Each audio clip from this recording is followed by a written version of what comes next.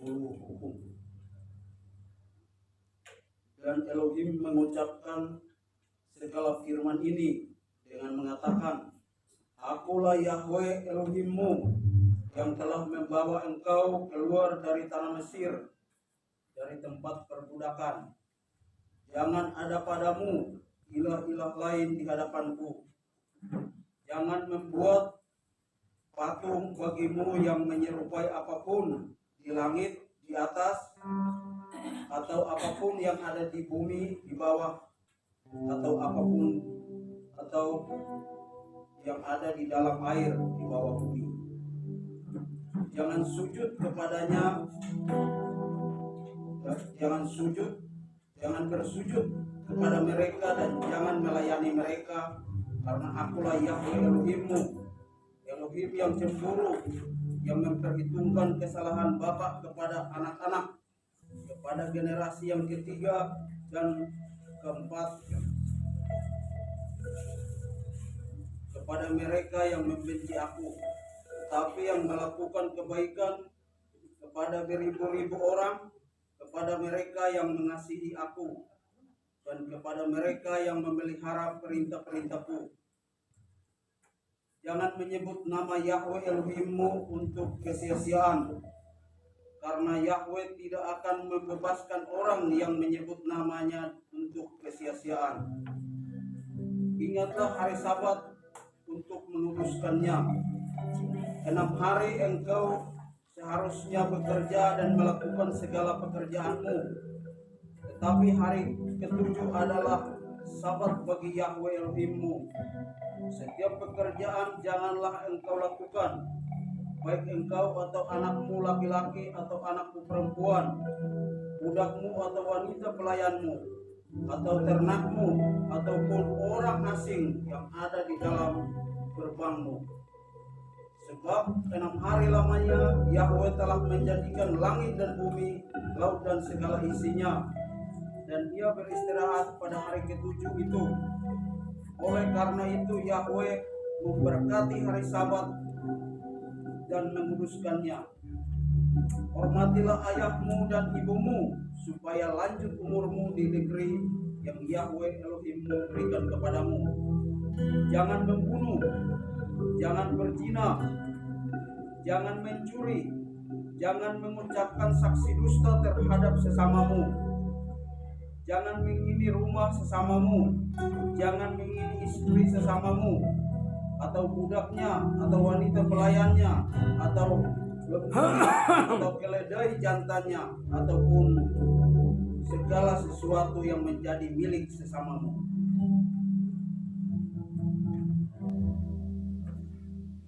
Haleluya, haleluya. Mari kita siapkan hati kita untuk masuk dalam hadirat Tuhan. Kita bersyukur sebab Tuhan sungguh baik, sangat baik dan teramat baik. Bapa, kami datang kepadamu dengan segala kerendahan hati kami. Haleluya.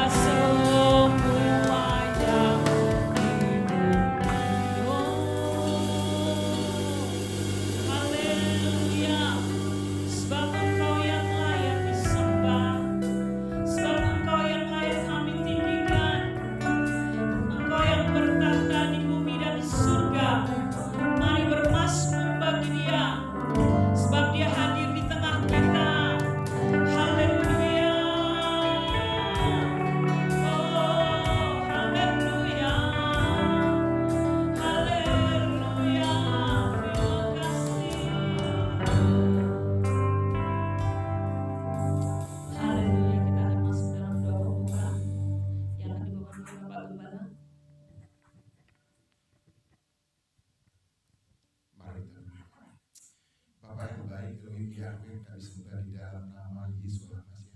Kami bersyukur Bapa, kami boleh masuk di hari Sabat, hari kudus, hari mulia, hari kenikmatan. Kami mengucap syukur karena Engkau sudah memimpin kehidupan kami. 6 hari kami boleh melakukan segala aktivitas kami di dunia ini Bapa. Sekarang kami boleh ada sebagaimana ada di saat ini Bapa. Kami sadar ketika kami melakukan aktivitas kami melakukan pelanggaran. Apakah itu yang menyakitkan hati Tuhan atau menyakitkan hati sama kami? Terlebih dahulu kami mohon ampun di hadapan-Mu Bapa. Kami menjadi layak. Terima kasih Tuhan, Kau lihat anak-anak-Mu seberapapun kami yang ada. Kami yang datang dari berbagai penjuru, baik yang jauh maupun dekat, tujuan kami sama. Kami ingin memuji Engkau dengan puji-pujian yang kami naikkan. Bahkan kami menyaksikan betapa besar Engkau dalam kehidupan kami. Dan kami juga ingin mendengarkan sebagian dari firman-Mu atau dari firman-Mu yang akan menguatkan kami dan ikut memberkati kami, menjadi bekal hidup kami selepas kami ibadah dari tempat ini. Terima kasih Bapa. Kami juga mohonkan sahabat-sahabat kami yang mengalami kelemahan tubuh atau sakit penyakit, kami taruh di dalam tangan Tuhan. Bapa, mari tangan-Mu yang berlubang mampu menjamah tubuh mereka sehingga mereka boleh pulih kembali seperti sedia kala. Darah yang sudah tercurah di kayu salib mengalir dalam tubuh mereka Bapa, sehingga mereka boleh bangkit, bangun dan bersemangat kembali. Terima kasih Bapa. Juga yang tidak dapat hadir saat ini bersama-sama dengan kami karena satu dan lain hal kami taruh dalam tangan Tuhan juga. Kau halalkan dari mereka berbagai halangan sehingga pada kesempatan yang akan datang boleh bersama-sama dengan kami di tempat ini memuji dan memuliakan nama-Mu. Berkat yang sama juga buat mereka dimanapun sekarang mereka boleh berada. Terima kasih Bapa. Kami juga sadar ketika Anda bersekutu dengan Engkau, kuasa-kuasa kegelapan, hasil jahat tidak akan pernah tinggal diam. Dia akan berusaha mengganggu hati dan pikiran kami dan juga tempat ini. Oleh karena itu kami sepakat di dalam nama Yesus Masih, katakan Tuhan hancurkan kau sejarah. Kau tidak berhak atas hati dan pikiran kami, tidak berhak atas tempat ini juga. Semuanya untuk Yesus Masih sendiri. Tuhan Bapa, hari terang memimpin kami. Ibadah yang sederhana kami taruh di dalam tangan Tuhan dari awal pertengahan sampai pada akhirnya. Hanya di dalam nama Tuhan kami Yesus Masih kami sudah berdoa seraya bersyukur. Mari kita yang mengimaninya katakan bersama-sama. Amin. Shalom. Halo. Mana suaranya? Shalom. Halo. Haleluya. Mari berikan salam kepada kiri kanan kita. Sahabat Tuhan Yesus berkati. Amin. Haleluya. Kita terima janji Tuhan bagi kaum Yehuda.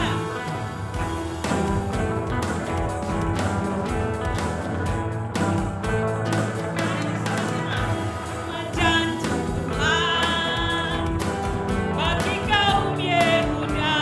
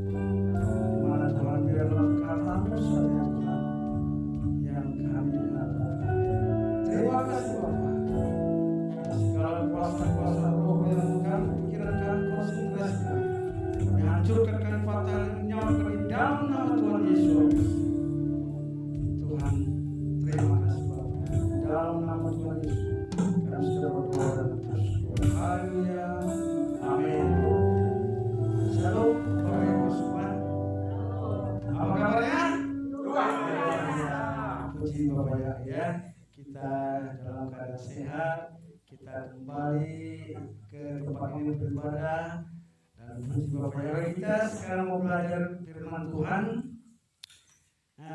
Yang saya beri judul berjaga-jaga, ya, berjaga-jaga. Kita sudah sering ya mendengarkan bagaimana firman Tuhan ini berjaga-jaga ya sudah. Tapi Bapak Ibu, saya mengingatkan kembali, kita belajar kembali di dalam Lukas 21 ayat 34 sampai 36. Lukas 21 ayat 34 sampai 36. Mari Bapak Ibu, kita bangkit berdiri, kita hormati firman Tuhan. Saya baca yang genap, Bapak Ibu yang ganjil, dan kita bersama-sama. Udah dapat Bapak Ibu? Lukas 21 ayat yang ke-34 sampai 36. Yang terjemahan baru ya, biar kita sama. Saya dulu ya.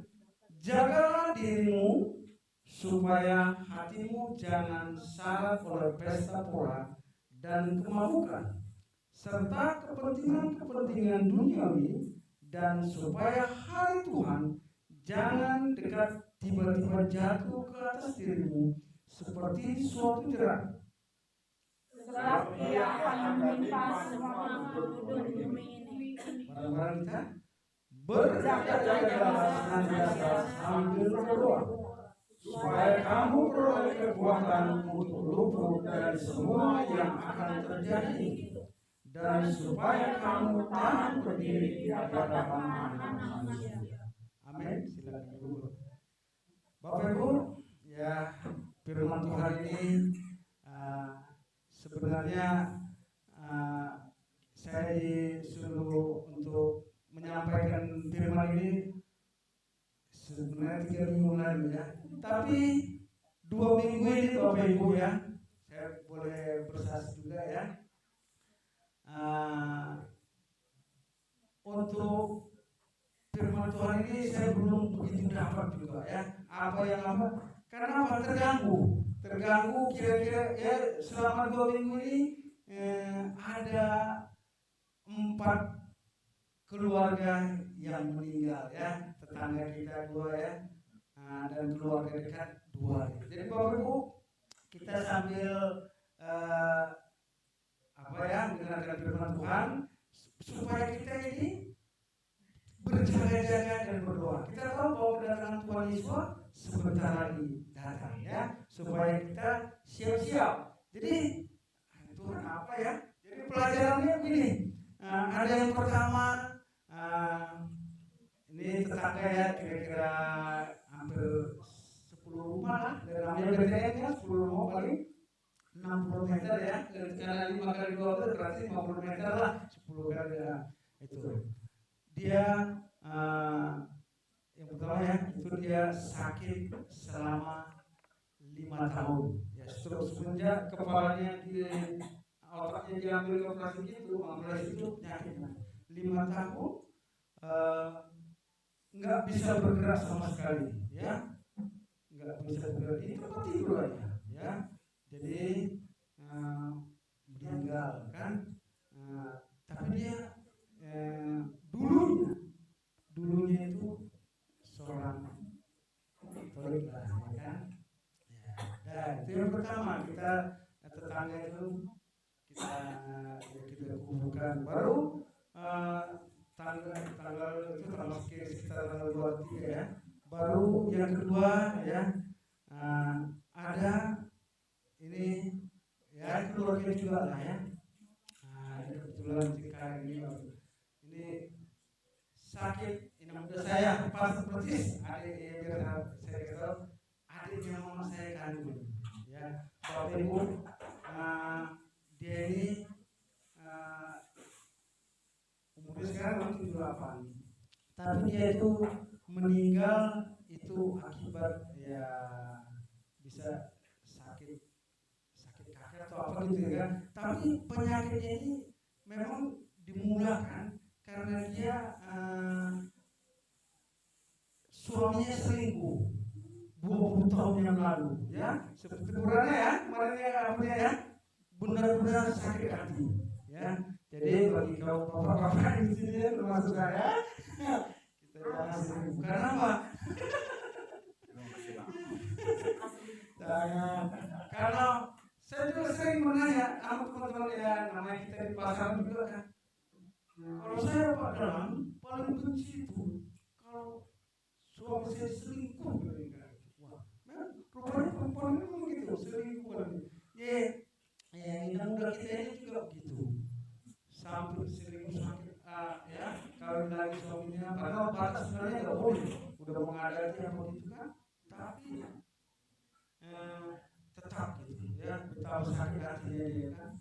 Sampai pahit benar-benar, sampai 20 tahun, sampai suaminya meninggal gak mau tahu dia, sampai dia juga, jadi akibatnya itu anak-anaknya ya apa, ya berantakan istilahnya kan, ya nggak teratur hidupnya, terus sampai kemarin kayak sendiri temui, ya itu masih juga nggak mau ngampuni, ya. Jadi bapak ibu itu ya puji bapak cucu bapak ya, kalau beranak dan putuskan ya hubungan itu yang sakit hati itu ya. Kalau ini sampai saya belum pernah, cuma saya udah pernah ngomong waktu dulu, udah alhamdulillah ya. Nah, jadi itu umurnya memang 78 tahun meninggal kan.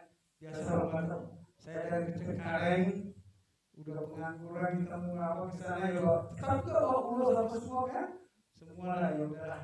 Nah, ini yang terakhir, itu yang kedua bapak ibu ya. Jadi untuk firman Tuhan itu gak sempat, biasa saya sempat kan, ini banyak capek ya, udah umur segini memang capek jalan-jalannya, padahal cuma dan duduk itu beliau memang, tapi capek ya.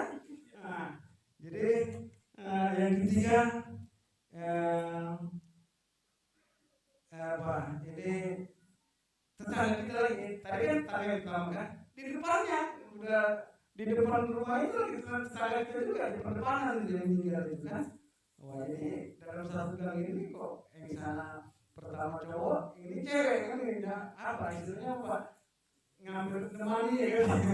Nah, kalau ini memang yang apa dari Katoliknya, bapak ibu sama juga kalau ini memang keluarganya dari memang keluarga kaya ya kan. Dia juga baru pensiun kan, yang meninggal ya sakit lah. Tapi kan orang-orang kan banyak yang apa lah, dia kaya, ya tetap juga meninggal juga ya. Artinya sakit ya karena tiroid ya. Artinya banyak uang, banyak harta, percuma ya kan. Seperti di Lukas 12 ayat 15 sampai 20 kita lihat. Lukas 12 ya, Lukas 12 ayat 15. Ini di sini orang kaya yang bodoh ya. Purana, tolong Purana, baca Purana ayat 15 sampai 20. Iya, Lukas 12.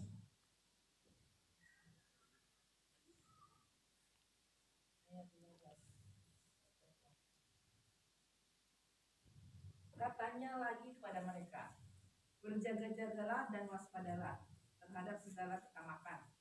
Sebab walaupun seorang berlimpah-limpah hartanya, hidupnya tidaklah tergantung daripada kekayaan itu.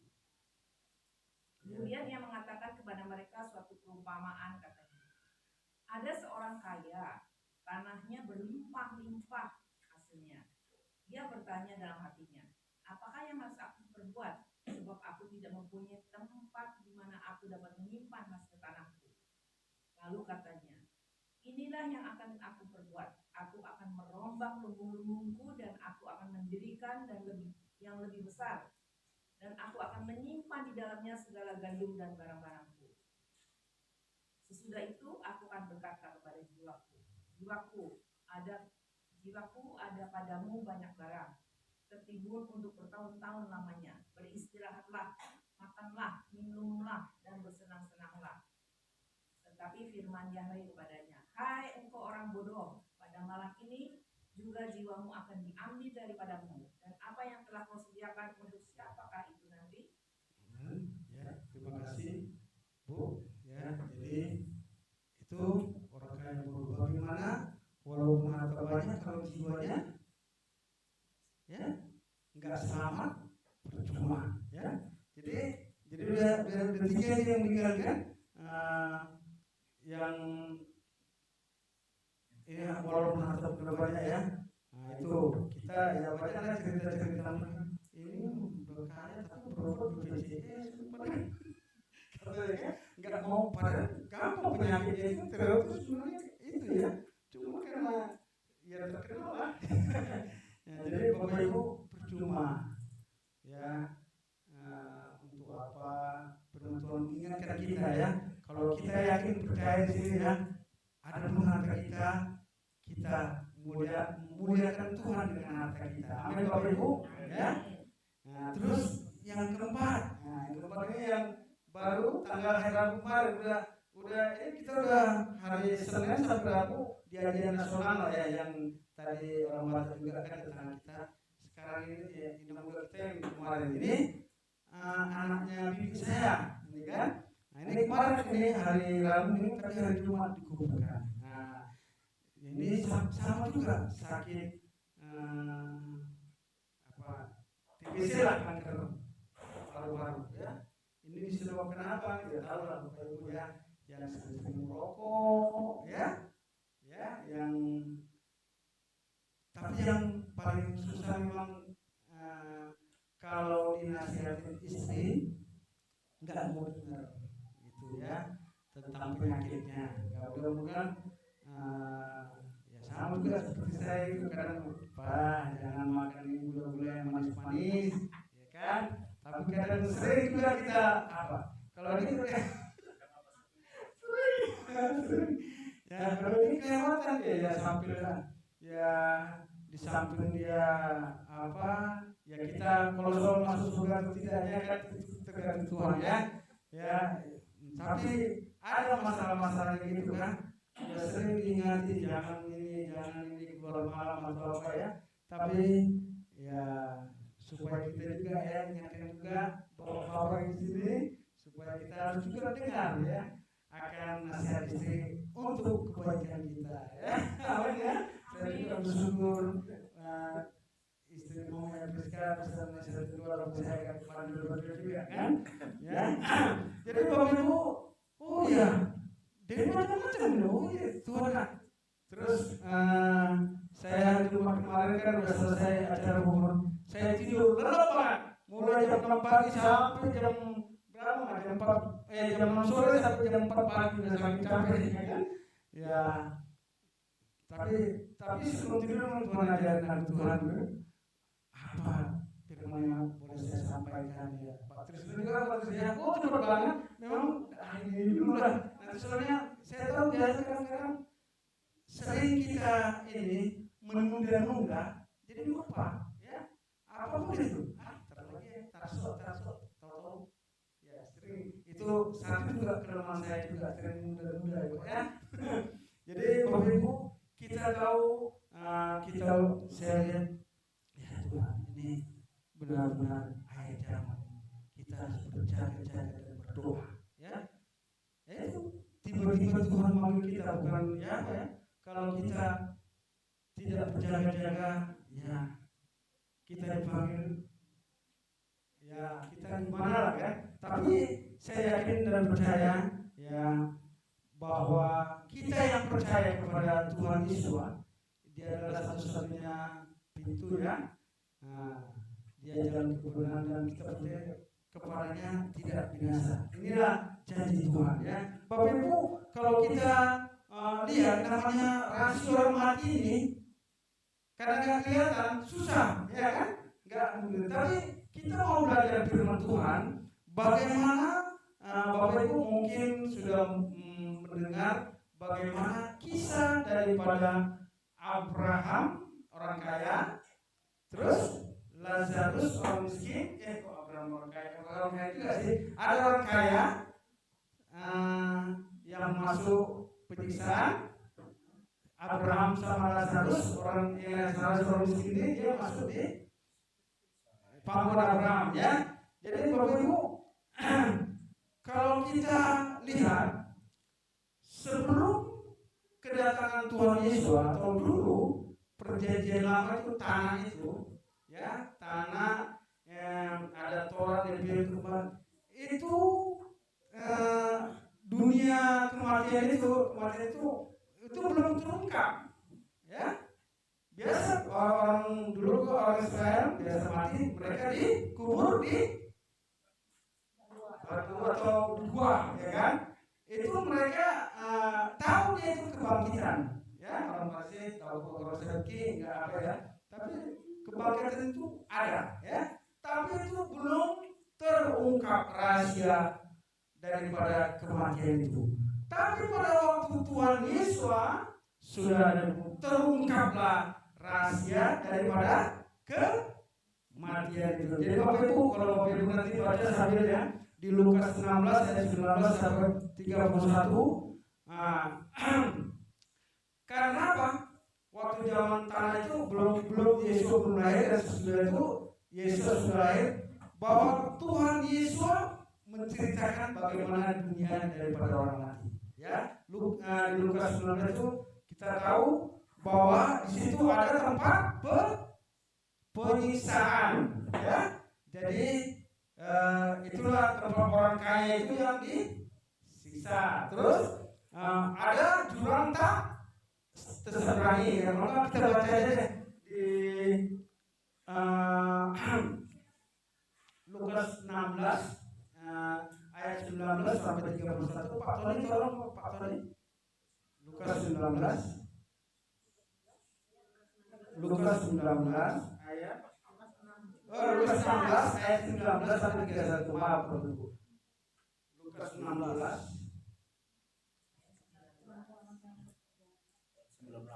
ya, ayat 19 sampai 30. Lukas. Ya, Pak Tony tolong.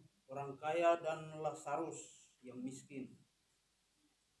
Ada seorang kaya yang selalu berpakaian jubah ungu dan kain halus, dan setiap hari ia bersukaria dalam kemewahan. Dan ada seorang pengemis bernama Lazarus, badannya penuh dengan borok, berbaring dekat pintu rumah orang kaya itu, dan ingin menghilangkan laparnya dengan apa yang jatuh dari meja orang kaya itu. Malahan anjing-anjing datang dan menjilat boroknya. Sampai ke 1. Iya, terus Pak, 31 terus. Sampai 31. Kemudian matilah orang miskin itu, lalu dibawa oleh malaikat-malaikat ke pangkuan Abraham. Orang kaya itu juga mati, lalu dikubur, dan sementara menderita sengsara di alam maut, ia memandang ke atas, dan dari jauh dilihatnya Abraham dan Lazarus duduk di pangkuannya. Lalu ia berseru katanya, "Bapa Abraham, kasihanilah aku, suruhlah Lazarus supaya ia mencelupkan ujung jarinya ke dalam air dan menginyajkan lidahku, sebab aku sangat kesakitan dalam nyala api ini." Tetapi Abraham berkata, "Anak, ingatlah bahwa engkau telah menerima segala yang baik sewaktu hidupmu, sedangkan Lazarus segala yang buruk. Sekarang ia mendapat hiburan dan engkau sangat menderita. Selain daripada itu, antara kami dan engkau terbentang jurang yang tak terseberangi, supaya mereka yang mau pergi dari sini kepadamu ataupun mereka yang mau datang dari situ kepada kami tidak dapat menyeberang. Kata orang itu, "Kalau demikian aku minta kepadamu Bapa, supaya engkau menyuruh dia ke rumah ayahku, sebab masih ada 5 orang saudaraku supaya ia memperingati mereka dengan sungguh-sungguh agar mereka jangan masuk kelak ke dalam tempat penderitaan ini. Tetapi kata Abraham, ada pada mereka kesaksian Musa dan para nabi. Baiklah mereka mendengarkan kesaksian itu.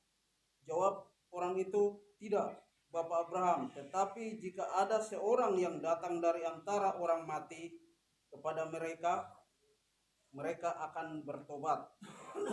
Kata Abraham kepadanya, jika mereka tidak mendengarkan kesaksian Musa dan para nabi, mereka tidak juga akan mau diyakinkan sekalipun oleh seorang yang bangkit dari antara orang mati.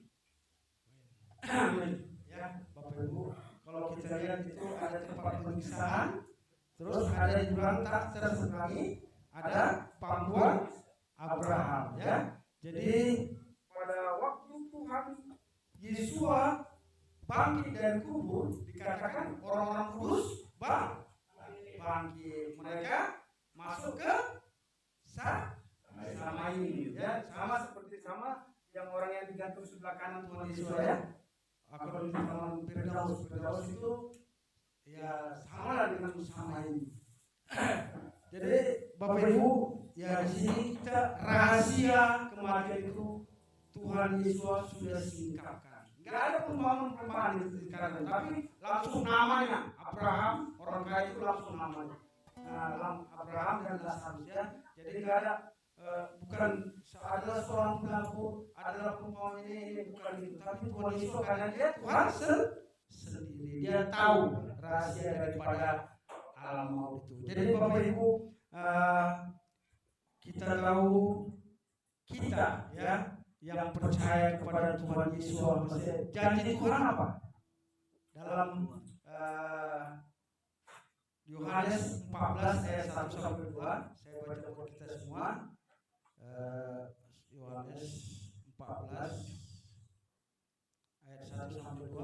Jangan gelisah hatimu, percayalah kepada Elohim, percayalah juga kepadaku. Di rumah Bapakku banyak tempat tinggal.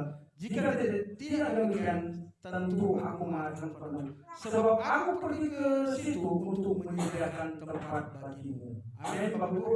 Jadi selama ini saya juga, ya, kurang mengerti, ya, bagaimana nanti kita mati. Padahal bisa sering baca, tapi setelah udah mengerti ini, oh iya Tuhan, inilah maksud kami untuk berjaga-jaga. Kita tetap, kalau kita sudah dipanggil, dipilih Tuhan dan ditetapkan Tuhan, kita menjadi anaknya. Tuhan menjamin bahwa ada keselamatan itu, kehidupan kekal. Jadi Ibu, nanti, ya, saat Tuhan datang kita nggak tahu. Kalau kita sudah mati, ya Tuhan belum datang, ya nggak apa-apa. Tapi pada saat nanti Tuhan Yesus datang, dia katakan bahwa kita yang mati akan di dalam Tuhan, ya, akan dibangkitkan dan bersama-sama bertemu dengan Tuhan Yesus dengan tubuh kemuliaan, ya. Jadi Bapak Ibu, jangan tinggalkan Tuhan Yesus, ya. Seperti yang tadi ada yang tinggalkan, ya, yang terus ada juga yang masih harta bendanya masih mengingat, ya. Tapi kita sekarang ini, apalagi terlebih jemaat di Gerati, saya yakin kita di sini di bawah bimbingan Bapak Gembala kita, ya, Bapak Asuhan, kita tetap setia kepada Tuhan, ya. Jangan kita lihat orang yang sudah baik itu aja, baik aja, jangan gitu Bapak Ibu. Tapi kalau kita, ya, kita mau, kita bersatu apapun, ya, masalah-masalah itu udah biasa. Kadang saya berpikir juga, manusia ini kok maunya instan aja, cepat aja, ya. Kadang-kadang dalam perjalanan juga saya sering kena tegur sama istri saya. Saya kan orang mau cepat, nggak bisa saya naik sini, naik motor gitu, ke trotoar juga jadi masalah, gitu kan. Yang penting cepat. Rupanya kita lihat ada proses, semua itu ada. Di dalam hidup kita ini juga kita semua punya proses, ya. Mungkin saat ini kantongnya topes, ya, topes, ya nanti tapi tetaplah ya memang terasa banget ya. Saya karena kadang bekerja itu kan selama ada yang ada meninggal ini kan paling tidak itu, waduh, apalagi kita sebagai tulang katanya udah beli ulusnya aja berapa ratus ribu, pokoknya nunggu kita berapa hari kita nggak kerja kayak istilahnya apa lah kan, ya itu yang penting kita menjadi saksi di tengah-tengah keluarga kita, ya kita tetap hidup bersatu kan, paling tidak kita mendoakan kan, menguatkan dia yang mereka mengalami kedukaan. Jadi itu Bapak Ibu, supaya kita juga yang ada di sini enak memang diajar Tuhan itu ya. Saya juga enak banget. Oh ini yang bukan pelajaran dari Tuhan. Saya 2 minggu ini nggak tahu kalau baca firman Tuhan, tapi kok konsentrasi itu firman Tuhan kagak ada kan? Oh ini Tuhan. Pelajaran ini ya bahwa Tuhan itu hidup ya. Jadi Bapak Ibu semua kita yang ada di sini tetap percaya ya. Tetap kita, kalau kita yakin semua kita ini telah dipanggil Tuhan, dipilih Tuhan, ditetapkan, kita harus tetap setia kepadanya. Amin. Jadi jangan takut ya. Kalaupun Tuhan memanggil kita, mau kecil, mau usia muda maupun tua itu, kita yakin percaya bahwa Samaim ya Yerusalem baru ada di dalam hati kita. Amin. Ya kita ke Yerusalem bersama-sama dengan Tuhan. Itu yang boleh saya sampaikan. Bapak yang diberkati. Amin.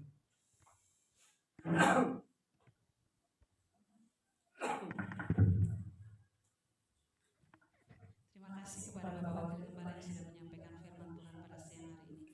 Kita akan masuk dalam refleksi. Saya serahkan kepada Bapak Gembala.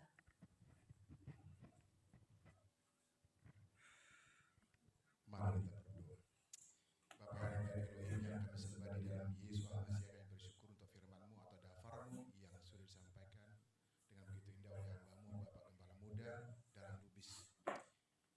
Bapak kami percaya firman itu tinggal tetap dalam hati kami dan kami menjadi pelaku firman. Bapak saat ini kami juga ingin menyampaikan refleksi atau sebagai renungan atau tanggapan atas firman yang sudah disampaikan.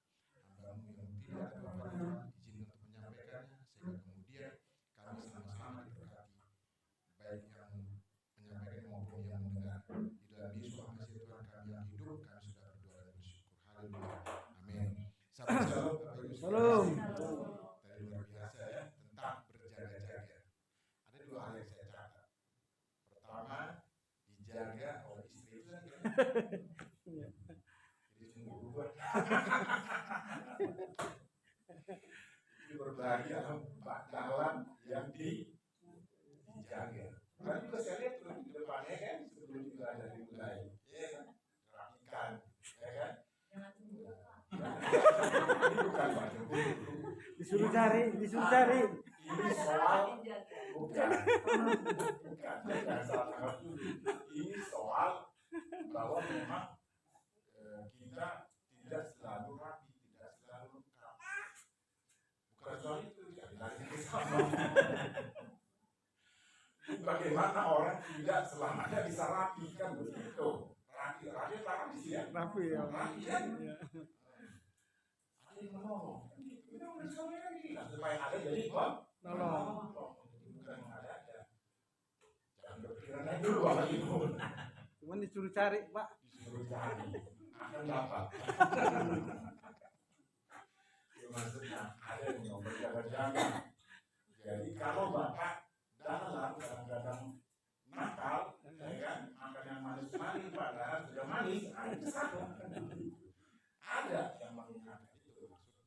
Tuhan juga mengingatkan kita kan. Supaya jangan sembarangan kan. Tubuhmu adalah baik. Kalau makan sembarangan, overweight kan. Lalu itu tadi. Tiba-tiba dipanggil kan, belum siap. Padahal masih banyak yang mau dikerjakan, masih banyak ini proyeknya yang tergantung ya. Nggak jadi selesai, belum selesai. Kan gitu. Itu maksudnya jaga-jaga. Yang kedua tadi, bahwa memang kita nggak dilarang jadi kaya dong. Benar kan Bapak Ibu? Dilarang jadi kaya. Boleh kaya. Boleh kaya. Abraham Pak harus Kaya, Abraham kaya Pak. Tapi kayaknya model Abraham, bukan kaya yang tadi itu lawannya Lazarus, bukan. Nah, model Abraham, ya kan? Kaya, siapa yang bisa menandingi kekayaan? Luar biasa kaya kan? Jadi nggak salah kalau kita Kaya. kaya. Jangan juga mengatakan, wah ini teologi kemakmuran, ini uang. Memang uang bukan segalanya, tapi tanpa uang coba. Gimana? Setengah mati. Tanpa uang gimana? Setengah mati. Pusing kan? Terus Memang tanpa kita nggak mati karena nggak punya uang, tapi rasanya setengah mati. Setengah loh ya. Bagaimana setengah mati ya? Pusing, keringat dingin, gitu kan? Sekarang lebih gampang kan dunia menawarkan apa itu? Pinjol, hati, pinjol, ya kan? Bisa kita terjerat dan lama-lama tuh ada yang main airnya, main ayunan pakai layar, pakai tali layarnya, begitu. Iya ada yang begitu, iya kan? Oh banyak. Ada di sono oknum ya, oknum. Suaminya dibakar gara-gara main pinjol, padahal penegak hukum. Ini harus saya sampaikan, memang ada di berita. Jadi bukan harap ini ada. Loh itu kok jadi kota? Ya memang itu bahayanya. Jadi berjaga-jagalah. Ya mas benar kan? Iya. Memang uang gara-gara tapi tanpa uang nggak bisa apa-apa gitu. Ada juga gara-gara uang di mana itu? Di sebelah Serang sana, ya kan? Akhirnya membunuh yang dibunuh istrinya. Iya. Bunuh semua. Tetapi kalau kita lihat dari nas tadi berjaga-jaga, memang konteksnya ada depan, sebentar lagi akan ada akhir. Apa-apa. Ada di antara Bapak Ibu yang bisa menghitung kapan datang Yesus kedua kalinya? Enggak, makanya dua berkas kan sampai datang kedua kalinya kita menunggu ini semua ini. Kalau kemudian seperti kata Pak Arwan, kita pergi dulu sebelum kami datang. Apa jadi kesempatan? ya. Iya. Ya gitu. Gitu. Kita nggak tahu kan. Tetapi jelas kalau kita siap, kita akan masuk ke Sama ya. itu kan tadi isinya. Jadi ini tentang agama berjaga-jaga. Tetapi kalau pokoknya dikaitkan dengan keadaan sekarang, itu tetap bisa berjaga-jaga. Itu tadi jaga kesehatan, jaga apa lagi berada? Ya. Banyak. Ya jaga jangan sampai melanggar hukum. Makanya yang kotor jangan ya. Gitu kan? Iya, belum sekarang mau belok kanan, saya yang kiri. Kita ikut saya belok kemana itu. Bapak ini kanan terus. Ini mau saya lambat, mau saya apa namanya, mau saya salip nggak bisa. Tuh naik motor tuh hati-hati. Belum lagi lawan arus. Iya kan? Belum lawan arus, kita lagi yang disalahin. Saya sadar begitu. Kalau kita nabrak, kita yang disalahin. Kenapa? Bapak kan naik mobil katanya. Ini fakta loh, ya. Bukan ngarang ini. Terus, apalagi? Misalnya ini soal jaga-jaga juga bisa dikatakan. Motornya ada platnya itu di belakang. Iya, nggak ada. Padahal menurut hukum harus ada kan platnya kan, plat nomornya kan. Terus dihitam-hitamin lagi kita nggak baca. Terus diolah-olah jadi nama seseorang tuh nomor apa itu di kotak-kotak gitu nomornya. Lalu nggak ada helm lagi, helmnya taruh di stang motornya. Ini gimana? Helm apa sih? Orang berjaga-jaga kan disuruh kan undang-undang mengatakan seperti itu kan. Apalagi misalnya, ini bukan ini loh Bapak Ibu ya, ini memang fakta. Terus apa lagi? Misalnya, nggak ada spionnya, ya kan? Ketika di mobil jadi begini, kan bahaya itu. Belum lagi main handphone. Saya sudah lihat itu loh. Ini sudah jaga-jaga ini hukum dimasuknya. Naik motor, tapi handphonenya aja yang di depan, miringkan kita klakson. Apalagi misalnya, bonceng imam. Saya lihat itu kemarin. Bisa nggak bonceng imam lagi?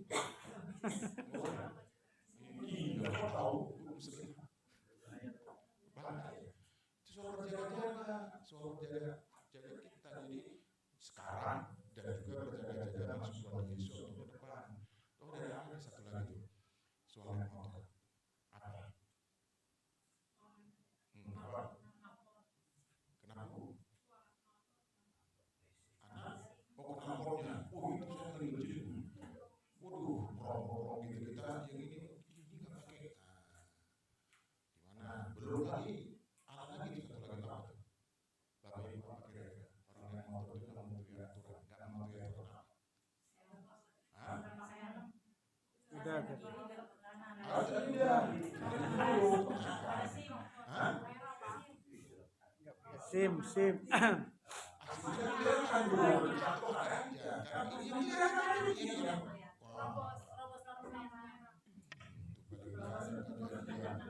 ini yang itu paling banyak kejadian. Saya bukan 10-20 kali yang begitu. Udah salah, merah dia berhenti, jalan. Hijau dia berhenti, kita suruh jalan, orang kaya ada hijau. Itu fakta. Itu kalau tradisinya mana itu ada dulu polisinya ditanya. Kalau ini enggak gitu, kelihatan dengan dengan terang benderang gitu. Ada lagi apa? Ayo. Apa lagi?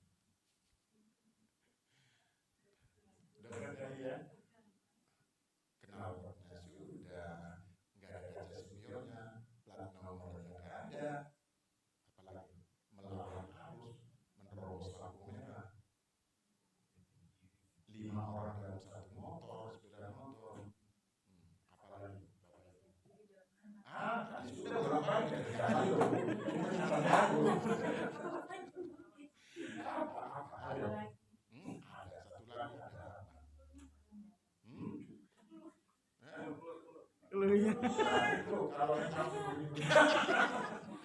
jadi bercanda ini maksudnya ini kita berjaga-jaga sekarang ini di depan mata setiap kali terjadi pelanggaran. Ada yang tahu ya hukum lo ini. Kalau merokok sambil bawa motor itu cuma goreng ya, ada kan? Oh banyak itu bukan satu dua. Kayak mungkin gini merokok ya gitu. Satu lagi apa? Hah? HP udah. Hah? HP udah ya. HP udah. Berarti kan sering kan aja gabungan kali ini. Ngobrol biasa begini. Belum terganggu. Ini kelihatan sepele tapi benar-benar loh. Saya tadi bilang spion tadi kan. Lampu stop udah. Ini orang sepeda pasti ada pernah tidak nyerah ya 10.000 masuk satu lagi. Apa itu? Boleh nggak kita nggak pakai sepatu dari motor sepeda motor?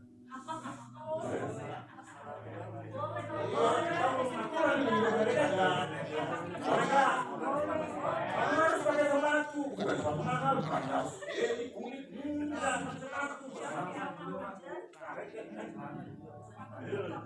Iya, orang naik motor jangan Pak. Salahnya di mana? Itu masih diomongin, itu melanggar hukum. Orang kan berbicara, orang sering ada kan, begitu juga kita berkebutuhan ada, kita punya banyak handphone, tetapi handphonenya bukan misalnya tuh baca-baca berita, TikTok misalnya nih, bukan nggak boleh di TikTok. Boleh itu kan, tetapi dari sana ingatkan begitu juga Tuhan sering memperingatkan kita tidak kali itu bisa baca, ini bisa baca. Itu contohnya sederhana tadi. Harus pakai sepatu. Pakai sepatu nggak? Pernah pakai nggak pakai sepatu?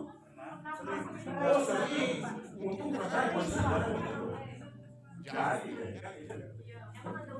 Nggak ada. Makanya itu kan peraturan pemerintah itu Pak.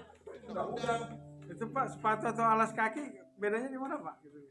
Alas kaki sendal. Kalau itu sepatu itu.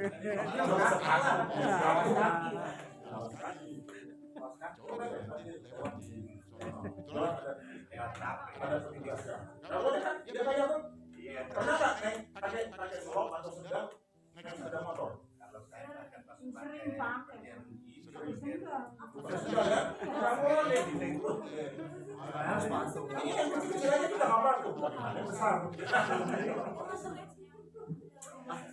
Itu aja dipersoalkan. Itu undang-undang. Itu kan juga begitu. Tapi kebiasaan tuh Pak, kita senangin kemana Pak? Ini kebiasaan. Nggak boleh. Surabaya bukan sandal ini ada kita ya. Ini masih dalam konteks sebentar ya. Belakang kan sudah. Jadi ada orang yang sepeda motor diperingatkan dia pakai pelang apa namanya? Rangkong. Apa tadi? PCA.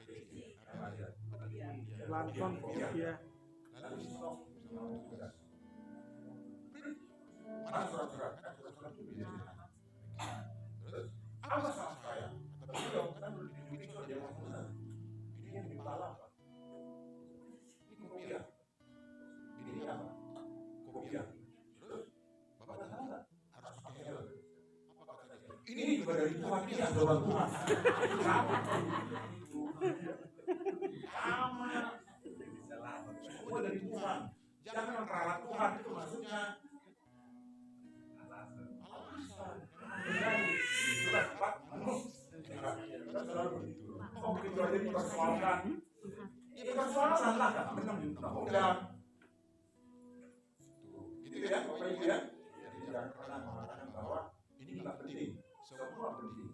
Sama dengan ketika kita harus menjaga tubuh kita. Bukan mohon maaf, bukan berarti tidak gemuk ya. Firman Tuhan juga ada mengatakan gemuk dan Sehat. tapi gemuknya kalau gemuk. Bapak Ibu dan bukan saya loh ya. Itu kegemukan kali Pak, bukan? Firman Tuhan jelas kok gemuk dan Ada ke-nya Pak. Kegemukan berarti obesitas ya. bukan gemuk dan sehat kok. Gemuk. Enggak.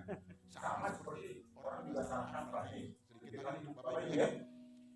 Nggak boleh minum misalnya minum yang ada keras itu. Siapa yang bilang nggak boleh? Boleh nggak? Boleh, tapi sedikit tubuhmu lemah. Karena Rasul Paulus kepada Timotius siapa itu? Kata Rasul Paulus apa? Minum Tubuhmu langgur. lemah, minumlah sedikit. Ada orang menafsirkan itu nggak boleh. Nah ini seperti minggu lalu pengajarannya. Apa katanya? Dan Pak Yakub ya, ajar sesat ya. Itu sesat juga. Siapa bilang nggak boleh gitu? Siapa bilang nggak boleh gemuk? Boleh. Yang nggak boleh tadi aku katakan. Mana saya dibilang gempul? Gempul.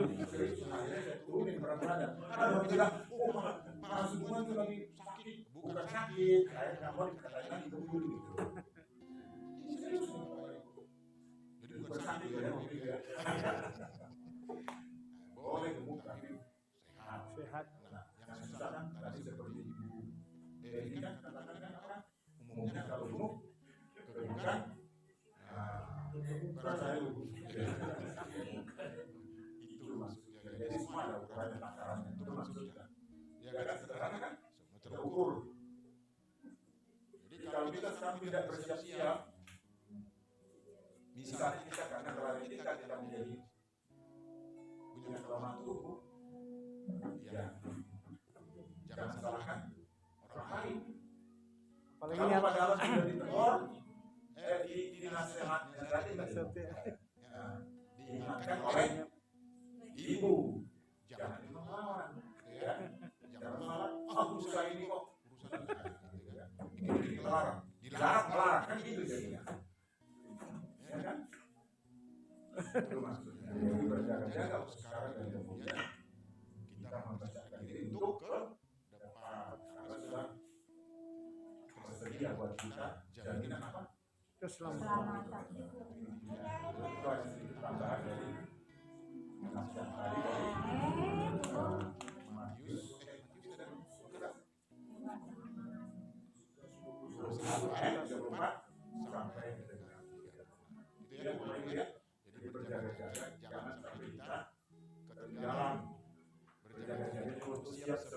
lima anak darah yang bijaksana. bukan yang bodoh, yang mempersiapkan Cadangan minyak. pada saat kedatangan Tuhan Yesus. Tapi jangan juga menembus seperti yang sebelah kanan itu yang dibikin Golgota. Jangan yang begitu ya, satu dari sejuta barangkali. Gitu ya. Bapak Ibu menembus seperti itu? Enggak kan? Memang setiap hari kita bisa jadi melakukan pelanggaran, tetapi mestinya bukan yang sengaja karena lalai. Karena manusia memang seperti berpotensi untuk itu ya, Terima kasih Bapak untuk refleksi atau renungan singkat yang Abang boleh sampaikan. Biarlah itu semua boleh kami simpan dalam hati kami dan kemudian kami melakukannya dalam kehidupan kami. Terima kasih Bapak. Terpujilah Engkau dalam Yesus Kristus yang sudah berdoa. Seraya bersyukur. Haleluya. Amin. Kita angkat pujiannya sekali. Musim akan selalu berganti, kasih Tuhan tetap abadi. Mari kita semua bangkit berdiri. Akan berubah sampai selamanya. Ku tetap percaya. Amin. Ku yakin Tuhan melindungi. Amin. Yakin Tuhan melindungi. Haleluya. Burung di udara Tuhan pelihara.